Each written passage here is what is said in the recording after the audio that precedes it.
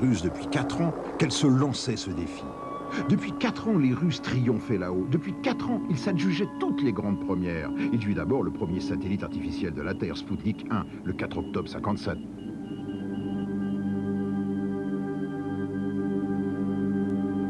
Une petite boule de métal de 83 kilos qui médusa le monde, mais n'inquiéta pas l'Amérique d'Eisenhower.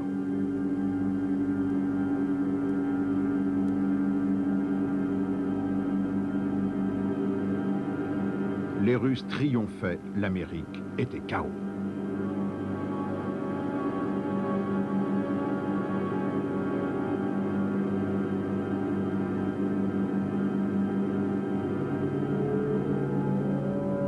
Le secret, le voici, on le connut 10 ans plus tard. Cette fusée simple, puissante et ingénieuse.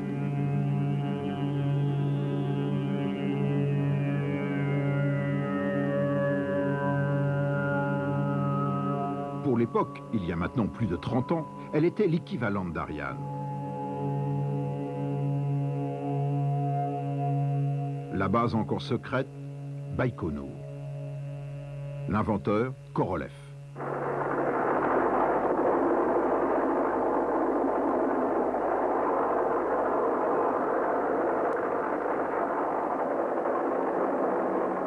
Et depuis plus de 30 ans, ce sont toujours les mêmes images.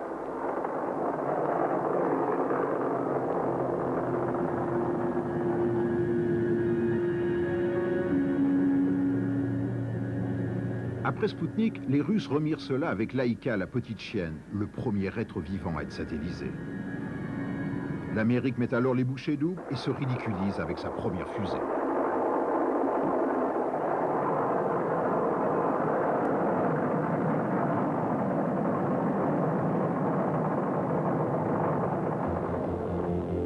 Et les Russes continuent de plus belle. C'était la course au poids lourd spatial. Les 1,5 tonnes de Sputnik 3 stupéfièrent les experts du monde entier.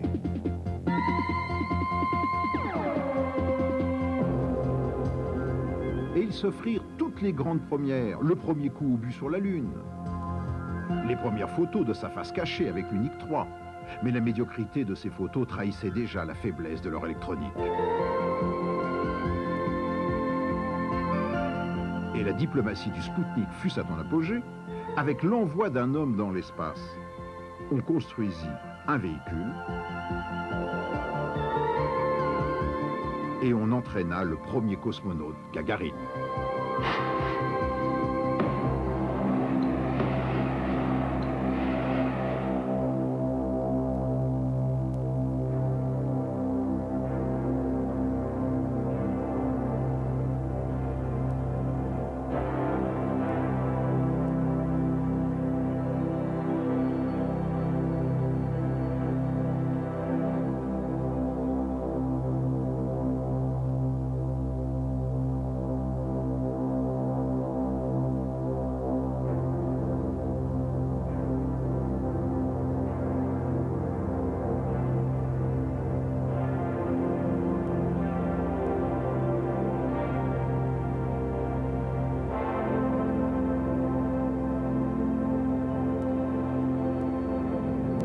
Car à cette époque, on ne savait rien, il fallait tout découvrir, comme les effets de l'apesanteur sur l'organisme humain. Il a fallu par exemple apprendre à boire en apesanteur.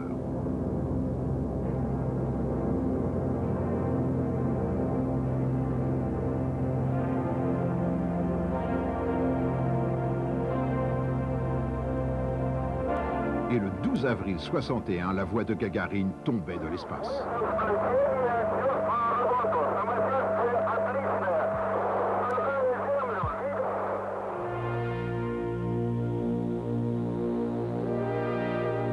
Un tour de terre, 109 minutes qui ridiculisèrent l'Amérique.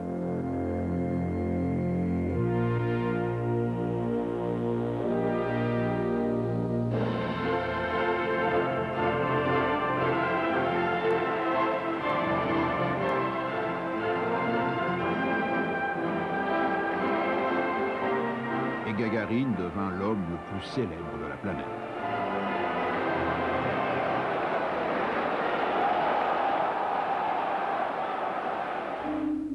Mais c'en était trop pour l'Amérique, trop pour l'orgueilleuse nation qui n'arrivait toujours pas à lancer des fusées.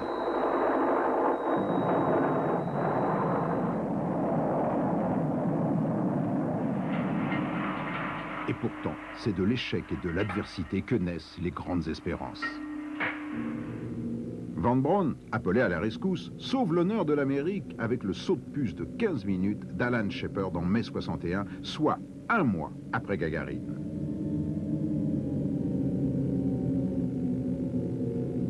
Et dire qu'il était assis en haut d'une fusée qui avait une chance sur deux d'exploser, et dire que ce qui allait devenir Cap Kennedy n'était qu'un embryon de base. 1, 0. All right, lift off and the clock has started. Yes, sir. Reading you loud and clear. This is Freedom 7. The fuel is go 1.2 G.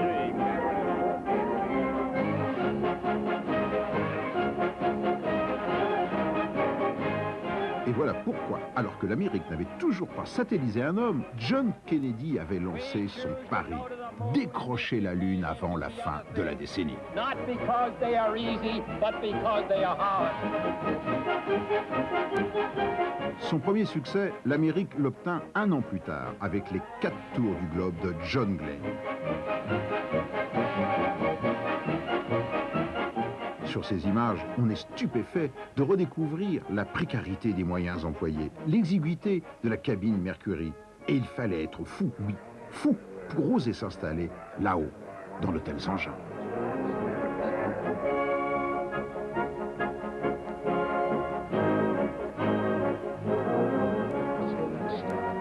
Et déjà, l'Amérique prenait goût au spectacle de l'espace. La télévision, toujours elle, était présente et faisait vibrer les téléspectateurs du monde entier au rythme des essais américains.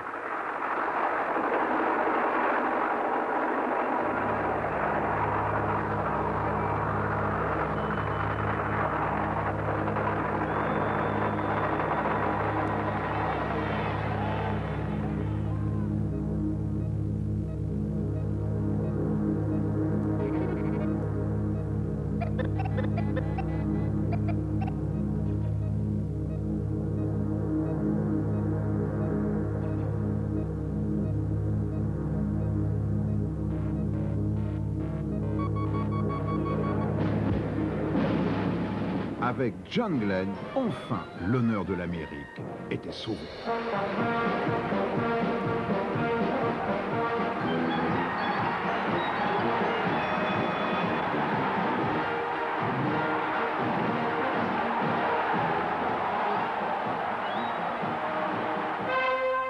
Et les Russes, pendant ce temps-là, ils continuaient leur petit bonhomme de chemin.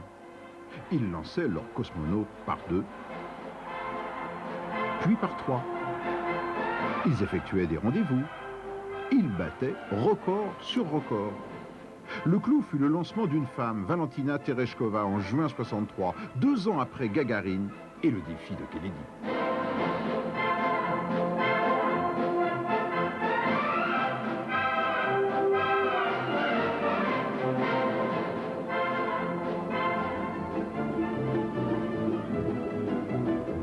Et pour que rien ne manque au spectacle, on la maria avec un cosmonaute.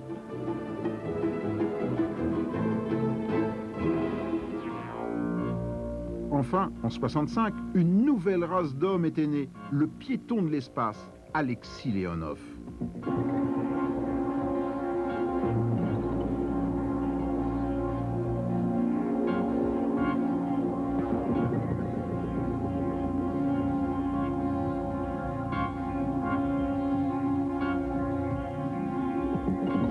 Retenu par un câble, empêtré dans son cordon ombilical, il a du mal à se stabiliser, mais les images restent étonnantes.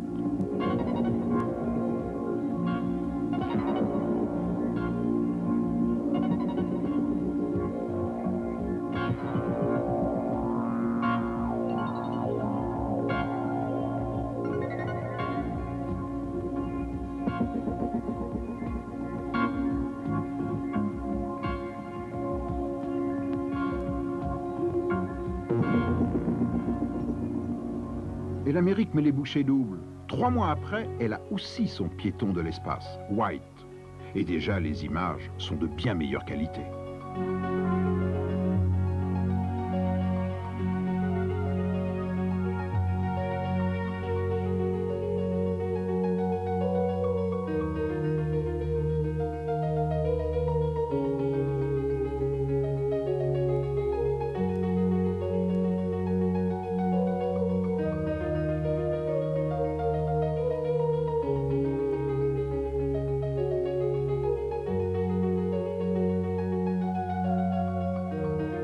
White flottait. White tenait dans sa main un pistolet pour se propulser.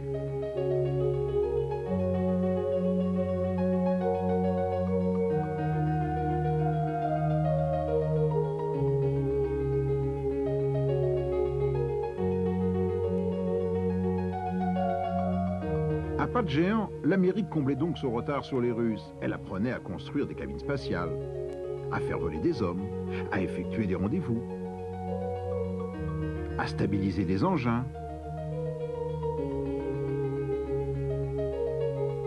à revenir en douceur sur l'eau et non pas sur terre comme les Russes.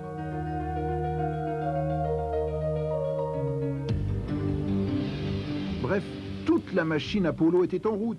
400 000 personnes, 20 000 entreprises étaient mobilisées pour décrocher la Lune avant la fin de la décennie. On construisit en quelques années la plus grosse fusée du monde, l'énorme Saturne V, 112 mètres de haut, soit 2 Ariane l'une sur l'autre. Pour la transporter verticalement, le plus gros véhicule du monde, 2250 tonnes sur chenille à la vitesse de 3 km à l'heure.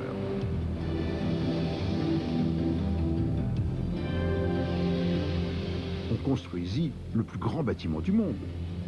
Ici, on est au royaume de Gulliver. On lui a fait un port, Cap Kennedy. On a construit une cabine Apollo, on l'a testée sur Terre, dans l'eau. Sous l'eau. On y a entraîné des hommes.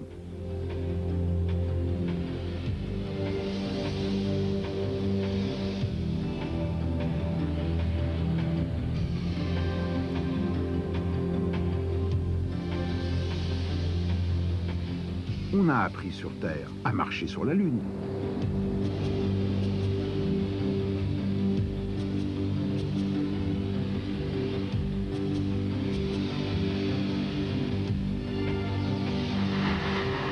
À se déplacer dans l'espace bien avant James Bond. On a fabriqué le module qui doit se poser sur la Lune, on l'a essayé.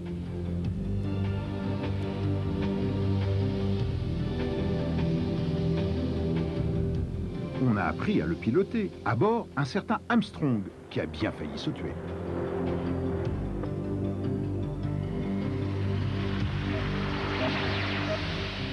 Et la Lune dans tout cela, oui, la Lune. Où est-elle? Oh, on ne l'a pas oubliée. On veut simplement comprendre sa morphologie. On simule par exemple l'impact des météorites avec les jets de matière.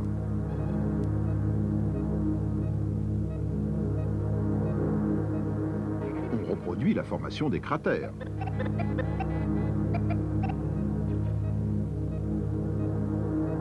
On la mitraille à bout portant.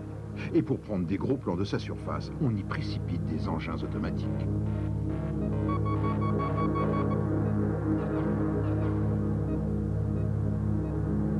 On y met en orbite une noria de Lunar Orbiter qui l'épie, l'espionne, la photographie. Bref, on cartographie la Lune pour y repérer les sites d'atterrissage. On y dépose en douceur des robots, les surveilleurs, histoire de voir si là-haut, un engin ne disparaîtra pas sous plusieurs mètres de poussière. Bref, on ramène la Lune sur Terre par photo interposée, on la reproduit en maquette, et on apprend à s'y poser en douceur à l'aide de ce premier simulateur de vol.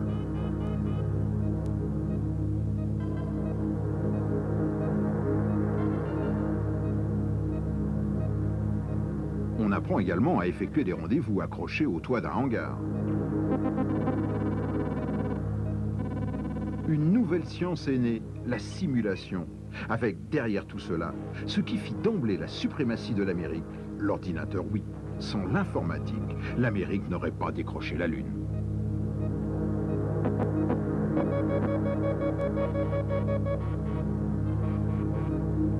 Habitués aujourd'hui à nos micro-ordinateurs, on a peine à imaginer que c'est avec ces monstres de fils, de câbles, de dérouleurs de bandes, de lecteurs de cartes perforées que l'homme est arrivé à faire un sans faute.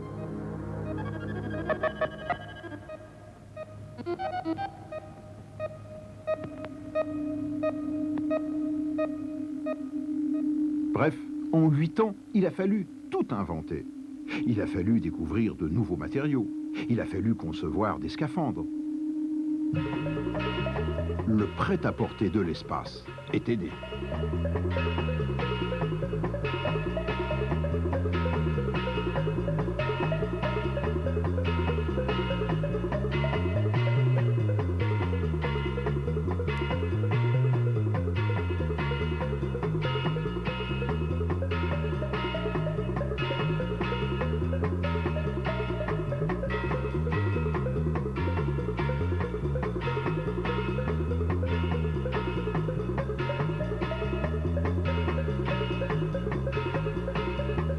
Il a fallu également recruter des astronautes, les sélectionner, les former. Et oui, car derrière tout cela, il ne faut pas l'oublier, il y a l'homme.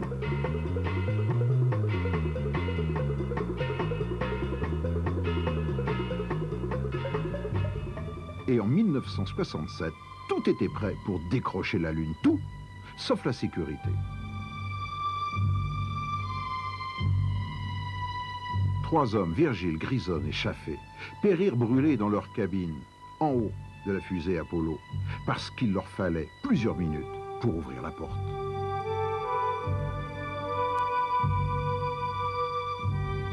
Bilan, 1 an de retard pour le programme et la découverte que l'espace reste dangereux.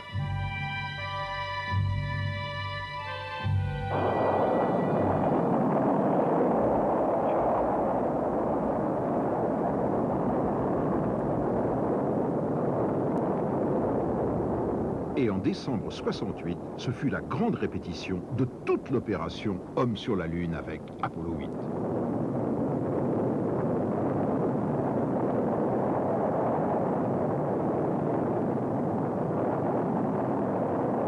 Et dire que ces images étonnantes ont 20 ans, et depuis, on n'a jamais fait mieux.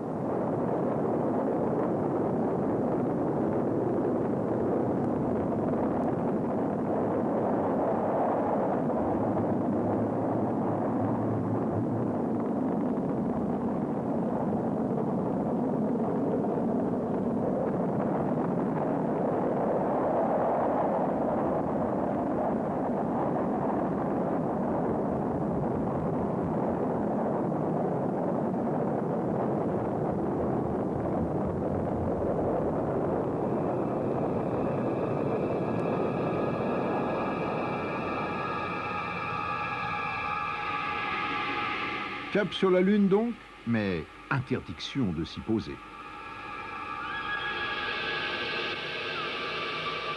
Et le jour de Noël, ils la survolèrent en rase-motte à seulement 15 km d'altitude, et ce, en direct à la télévision.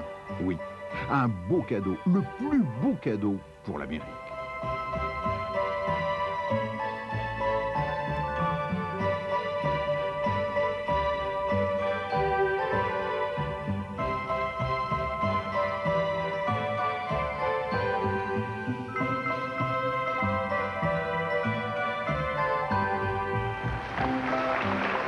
Et dire que ces 3 hommes ont préparé le travail d'Aldrin et d'Armstrong sans en avoir la gloire.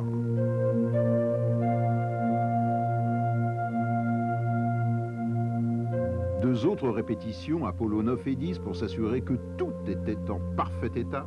Et le 16 juillet 1969, au petit matin, sur le pas 39 de Cap Kennedy, l'énorme Saturne V blanche attend son équipage, direction la Lune.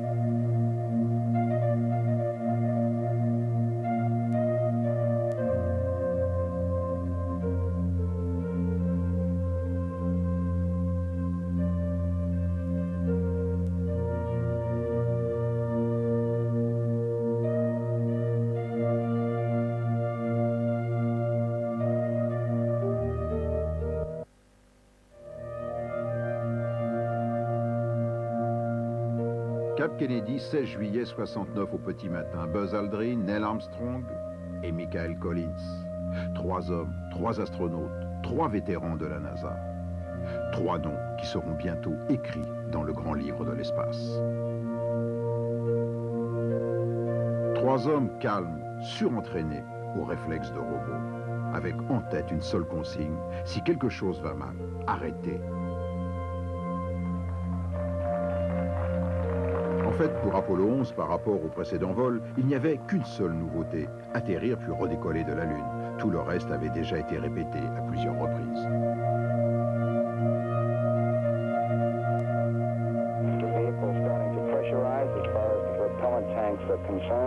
À Cap Kennedy, dans l'immense salle de contrôle, qui ne servira que durant les 20 premières secondes du décollage, c'est le calme qui procède les grands moments. Les secondes du compte à rebours s'écoulent sans le moindre arrêt. 2 minutes, 10 seconds and counting. Oxidizer tanks in the second and third stages now have pressurized. T-minus 1 minute, 35 seconds. The third stage completely pressurized. Un homme règne en maître sur cette formidable machine, Van Braun. We passed T-minus 60. Astronauts report it feels good. Dehors, T-minus 25 1 seconds. million de spectateurs. 20 seconds and counting. Et le 16 juillet, à 9h32, T-minus 15 seconds. Guidance is internal. 12, 11, 10, 9. Ignition sequence start. 6.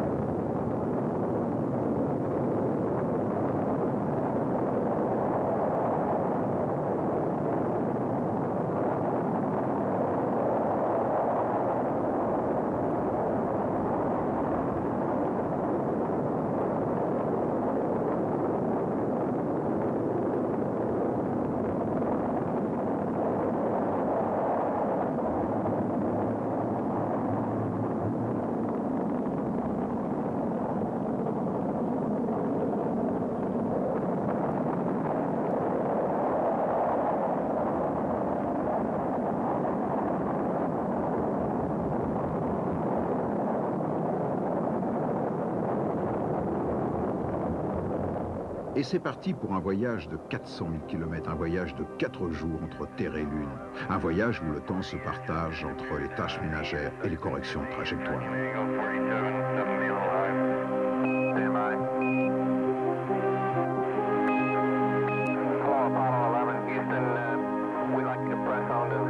Avec la précision d'une horloge, les opérations s'enchaînent. Descente en rase-motte à 15 km de la Lune.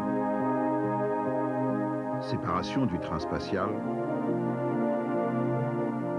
Et c'est l'ordre tant attendu de descendre sur l'astre des nuits.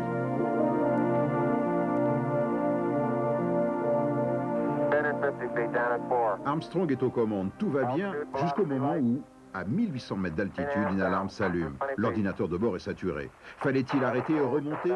Houston tranche. Continuez. Sous l'Aigle, le sol se rapproche et défile. 100 mètres, 90 mètres. Allumez les phares. 30 secondes de carburant, car au dernier moment, il faut éviter un cratère rempli de rochers. Le moteur soulève la poussière. L'ombre de la sonde de contact grandit.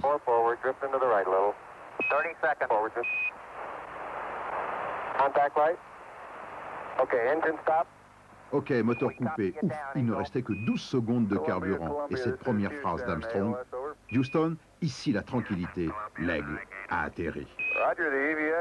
La suite, on la connaît, ce sont ces images inoubliables de 2 bibendums très sautants dans la poussière de la Lune. Des images certes de mauvaise qualité, mais pleines d'émotions. Des images qui resteront à jamais dans le grand livre de l'espace.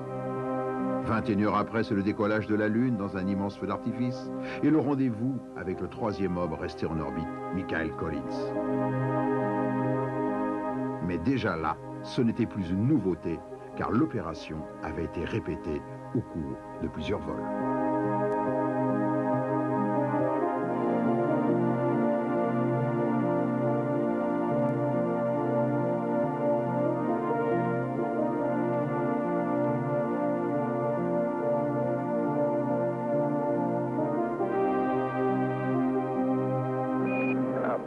Destination Terre avec en poche quelques kilos de roches et des émotions inoubliables. Roger, the Hornet is on station, just far enough off the target point to keep from getting hit. Recovery 1, the chopper. L'Amérique venait de gagner son pari haut la main, l'Amérique avait effacé l'affront de Gagarine, l'Amérique était maître de l'espace, l'Amérique avait battu à plat de couture l'Union soviétique.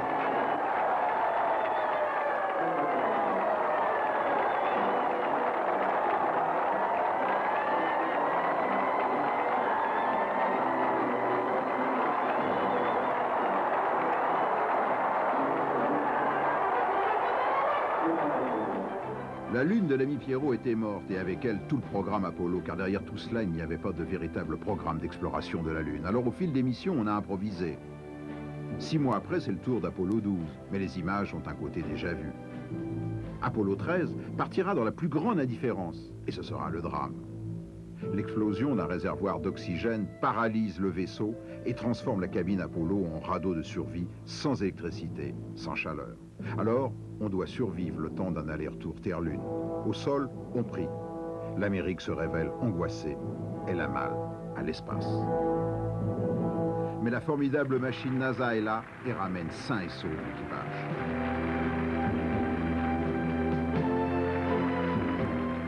La leçon sera dure, car c'est la négligence née de la routine qui a failli coûter la vie aux astronautes. Et la fête continue comme si de rien n'était. Les vols se succèdent avec leur lot d'images sans cesse plus belles, sans cesse plus humaines.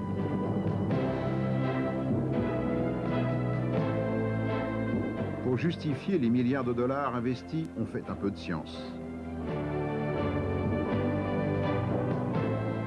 La Lune connaît ses clins d'œil, la Lune connaît ses premières chutes, ses premiers jurons.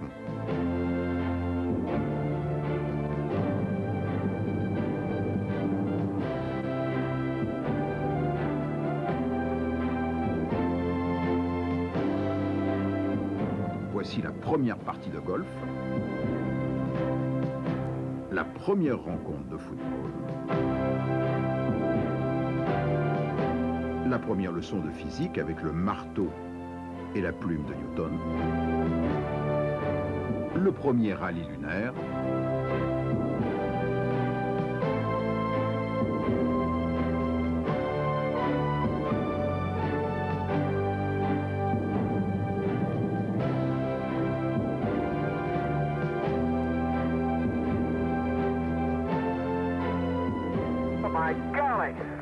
et c'est Cernan qui referma dans la joie la porte du grand livre de la Lune avec Apollo 17.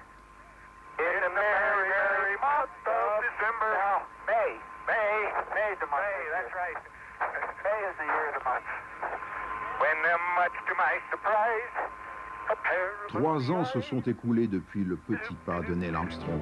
Et en 3 ans, 10 Américains ont laissé là-haut l'empreinte de leurs bottes. Adieu la Lune.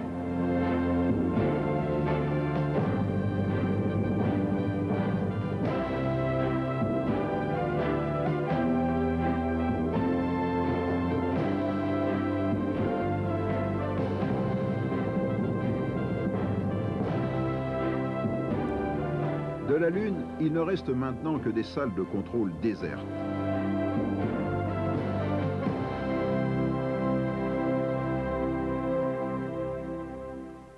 Et dans les laboratoires, 300 kilos de roches attendent d'être analysées. Car la Lune a déçu. Elle ressemble à s'y méprendre à certaines roches du Massif central.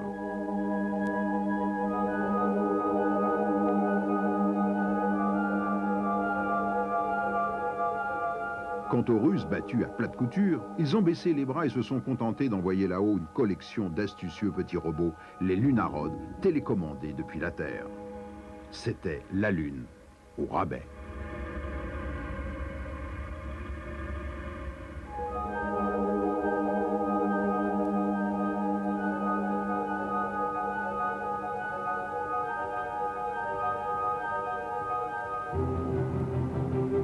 Incorrigible Amérique, elle démolit ce qu'elle a adoré.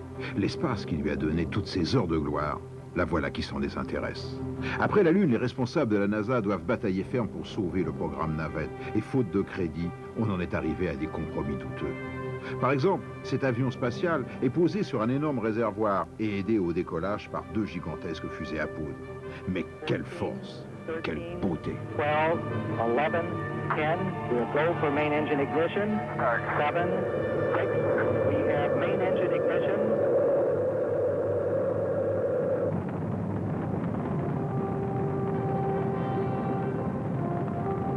And liftoff. Liftoff of the Orbital Challenger and the 6th flight of the Space Shuttle.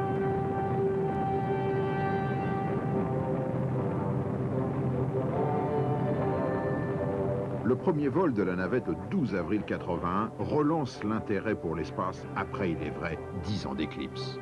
Et on découvre une nouvelle façon de lancer les satellites, mais pas forcément la plus économique.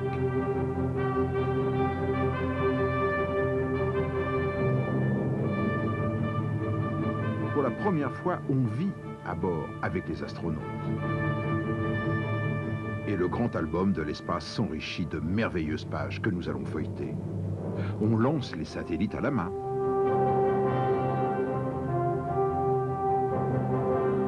Et souvenez-vous, on joue les charpentiers de l'espace sur fond de terre.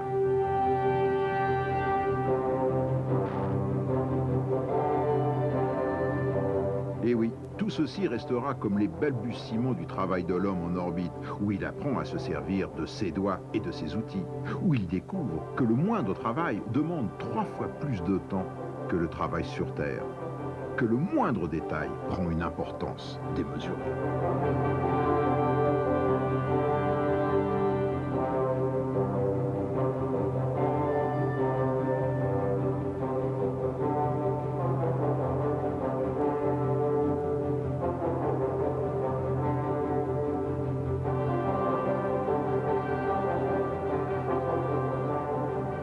Avec le fauteuil spatial, il acquiert une nouvelle liberté, la vraie, la 3e dimension.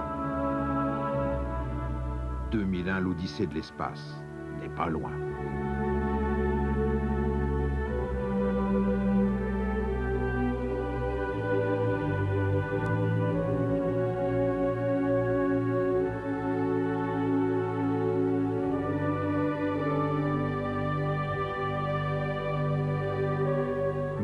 Que la Terre est belle, vue d'en haut. Voici l'Égypte, avec le Sinaï, le Nil et la retenue du barrage d'Assoua. Un orage vu du ciel. La naissance d'un fleuve. La mort d'un fleuve, le delta du Gange et ses innombrables bras. De curieuses dépressions géologiques. Quelle netteté, quelle élégance. Quel drame avec le cyclone. C'est cela également l'espace. Tous les astronautes vous le disent, on ne se lasse pas de regarder la Terre.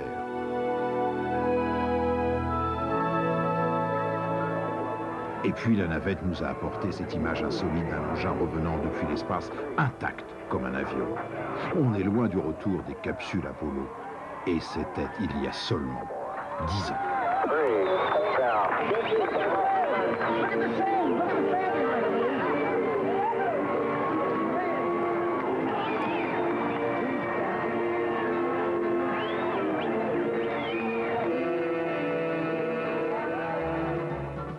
Avec la navette, l'Amérique reprenait goût à l'espace. Alors là-haut, on a fait l'épître avec une partie de rugby.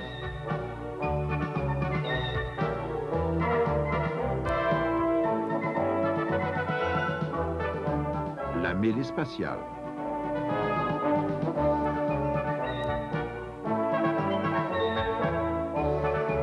Le pirate de la navette.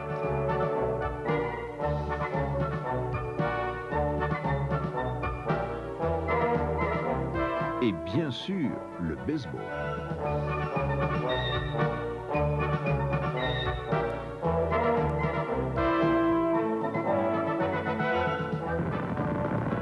Seulement les navettes se suivent et commencent par trop se ressembler. Encore une fois, l'Amérique se lasse, la routine prend le dessus et la vigilance s'abaisse. Et c'est l'explosion de Challenger, la mort directe.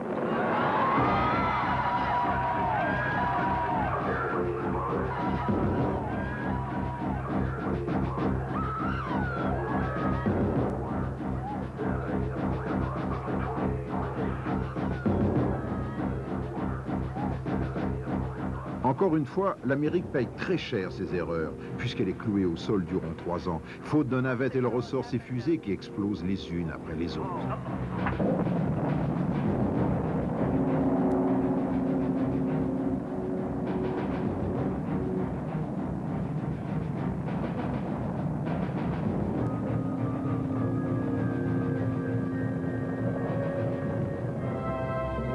Et pendant ce temps-là, les Russes continuent leur ronde de Soyouz et de stations spatiales, avec ici le départ de Jean-Loup Chrétien.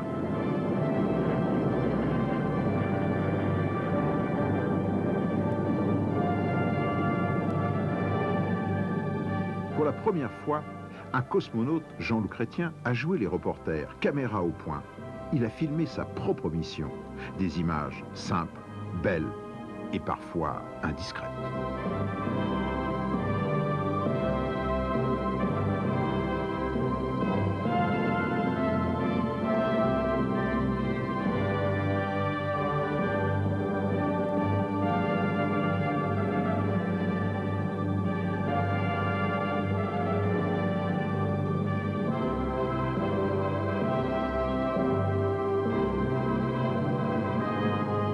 Voici une sortie dans l'espace vue de l'intérieur, depuis un hublot.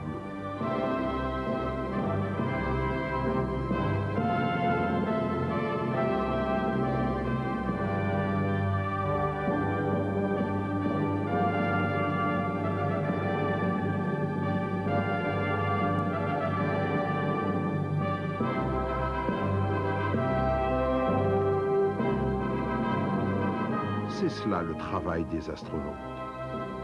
Regardez le temps que prend le simple fait de déplacer un point d'ancrage.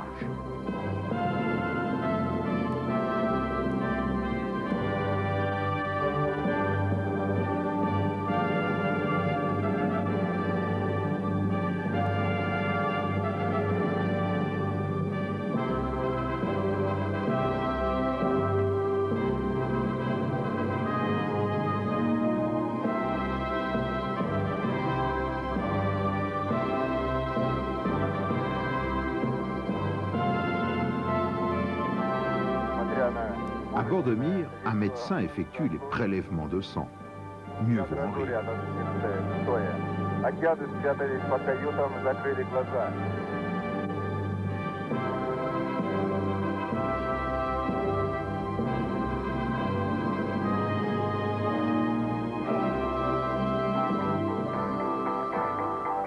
Enfin, souvenez-vous de cette improvisation à l'orgue jouée en direct depuis 400 km d'altitude.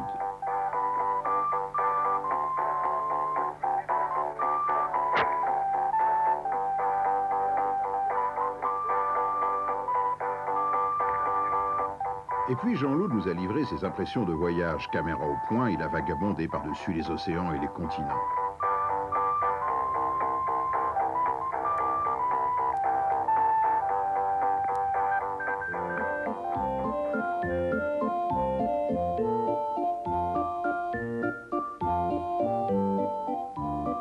Stupéfiant ces feux de forêt en Amazonie. La fumée y est bien visible. Depuis l'espace, on assiste, impuissant, au saccage de notre planète.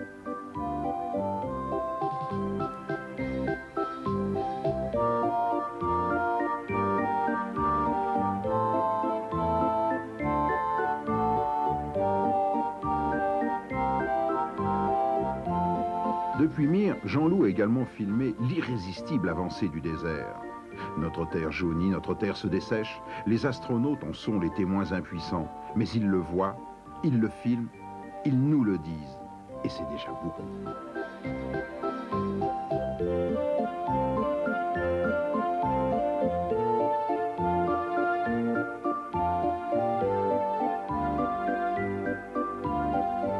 Mais à quoi rêvent les astronautes?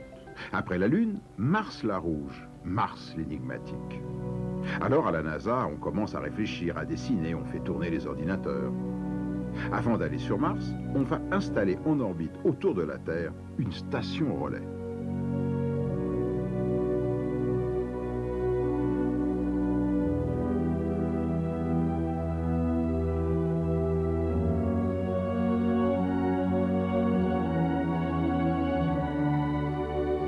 Cette station servira à l'assemblage des engins qui s'élanceront soit vers la Lune, soit vers Mars. La technique existe, seul manque pour l'instant l'imagination et surtout l'argent. Mais voilà comment on voit dans 20 ans, ou un petit peu plus, l'épopée martienne avec ses vaisseaux.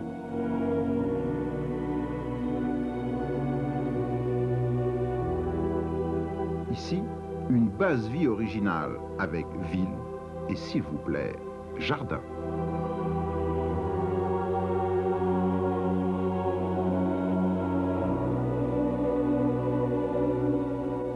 Phobos, la lune de Mars, pourra également servir de tremplin pour regarder vivre la planète rouge.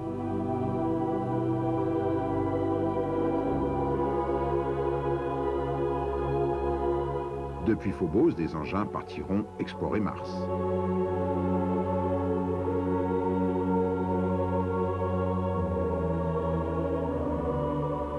Reste que si théoriquement tout ceci est réalisable, il faudra remobiliser la nation tout entière pour lui faire croire que l'avenir de l'Amérique passe par la conquête de la planète rouge. Ne refait pas, qui veut, le pari de Kennedy avec la Lune. Le président Bush veut entraîner l'Amérique vers Mars, le Congrès et l'Amérique profonde contre leur dollar. Et surtout, le cœur n'y est plus. Cette grande nation attend un grand dessein.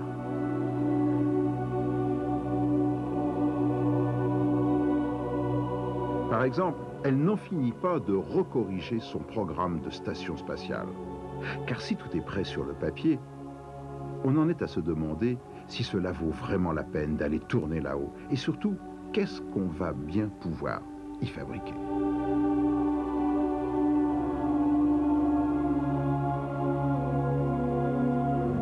Et pourtant, on s'y croirait, grâce à la magie de l'ordinateur, à celle du 3D. Installez-vous dans votre fauteuil, Freedom est là. Voici le 2 pièces cuisine de l'espace. On pénètre dans le hall en flottant. Voici la salle de séjour avec vue sur la Terre. Les couloirs, la salle de travail, la station de contrôle, le cabinet de toilette. Plus loin, les chambres à coucher, la douche.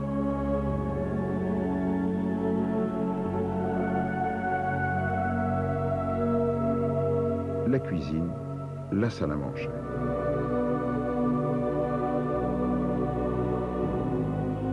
Reste que l'espace nous aura tout de même permis de feuilleter le grand album de l'univers.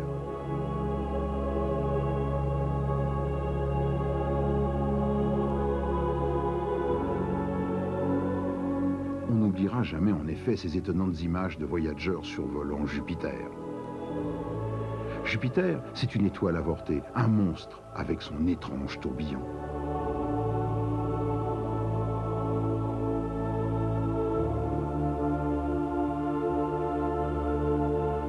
Après Jupiter, 800 millions de kilomètres plus loin, Saturne, le joyau du système solaire avec son anneau.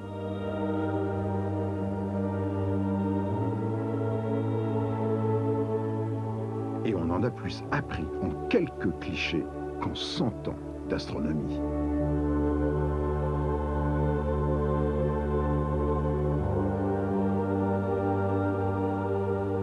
Saturne s'éloigne, Uranus se rapproche. Et fin août, ce sera le tour de Neptune. Nous serons alors par robots interposés parvenus aux confins de notre système solaire. Et dire que tout ceci existe parce qu'il y a 20 ans, un certain Kennedy a lancé un pari fou, insensé, a entraîné toute une nation à la découverte des terres du ciel. Le grand livre de l'espace se referme pour nous. Nous ne venons d'en feuilleter que quelques pages.